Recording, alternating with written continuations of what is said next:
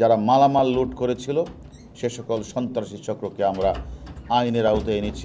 আগুন লাগিয়ে যারা যেন ধ্বংস করে ফেলা হয়। নিরাপত্তে থাকা দায়িত্ব আমাদের পুলিশ সদস্য, তারা হামলা করে যারা আগুন লাগিয়েছে, সেতু ভবনে যারা আগুন লাগিয়েছে, আমরা আপনাদেরকে বলেছিলাম আমাদের পুলিশ সদস্যদের গায়ে যারা হামলা করেছে, হত্যা করেছে জ্বলিয়ে, আমরা তাদেরকে, তারা যেখানে থাকুক তাদেরকে একে একে আমরা ধরে আমরা হাজির করব, আপনাদেরকে জানাবো। আমরা এর আগে আপনাদের জানিয়েছি আমাদের যাত্রাবাড়ি এলাকায় আমাদের পুলিশ সদস্যকে ঝুলিয়ে যারা হত্যা করেছে তার অনেককে আমরা গ্রেপ্তার করেছি, অনেকের নাম পেয়েছি আপনারা জানেন। এবং যাত্রাবাড়িতে আরেকজন বড় ব্যবসায়ীকে তারা ঝুলিয়ে টেনে হেসড়ে 1.5 কিলোমিটার নিয়ে যেয়ে তার কাছ থেকে অস্ত্র, মোবাইল চিনি নিয়ে তাকে তারা, এখনও তার লাশটি তাকে পাওয়া যায় নাই, আমার কাছে মনে হচ্ছে সে নেই। তারপর আমরা খুঁজছি তাকে যারা মারপিট করেছে এবং পুলিশ ভেবে তাকে 1.5 কিলোমিটার টেনে নিয়ে গেছে। আমরা সেই ঘটনাও কিন্তু আমরা 5 জনকে গ্রেপ্তার করে পিস্তল রিভলভারটা আমরা কিন্তু উদ্ধার করেছি।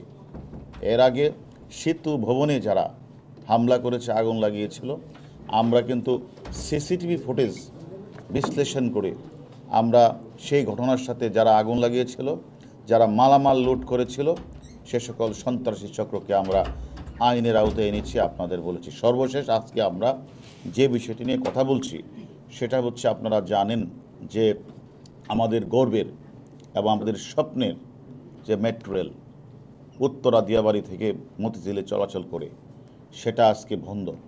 কেন বন্ধ আপনারা জানেন।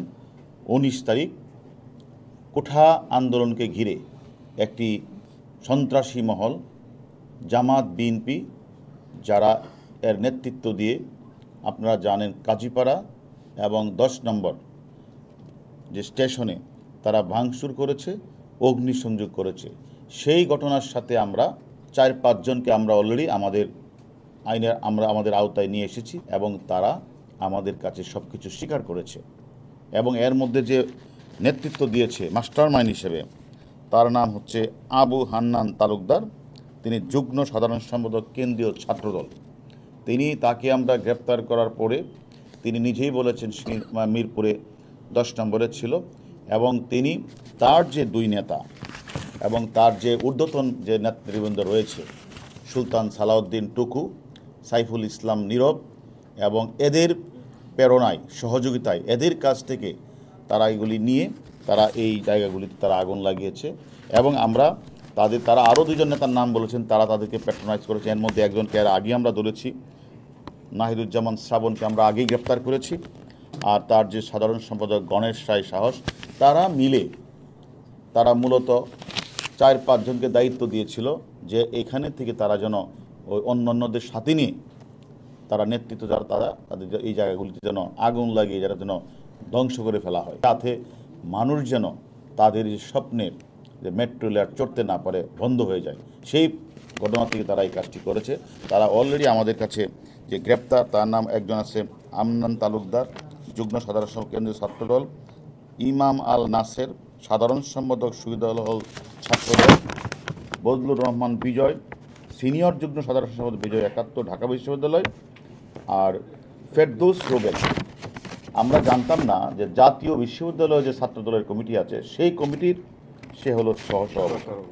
এরা মিলে এবং তাদের সাথে তাদের যে সহযোগীরা মিলে তারা 10 নম্বর এলাকায় নৈরাজ্য সৃষ্টিকারের মধ্যে সমন্বয়ের কাজ করে এবং মেট্রো রেলে ভাঙচুর চালায়, অগ্নিসংযোগ করে এবং তারা নিরাপত্তে থাকা দায়িত্ব আমাদের পুলিশ সদস্য, তারা হামলা করে। আমরা এই মেট্রো রেলের ঘটনার সাথে আমরা অনেকেরই নাম পেয়েছি, যারা নেতৃত্ব দিয়েছে তাদের এর মধ্যে 4 জনকে আমরা গ্রেপ্তার করেছি। বাকিদেরও কিন্তু আমাদের নাম্বার আমাদের কাছে আছে, তারা কোথায় আছে সেই লক্ষ্যে আমাদের ডিবি টিম তারা কাজ করছে।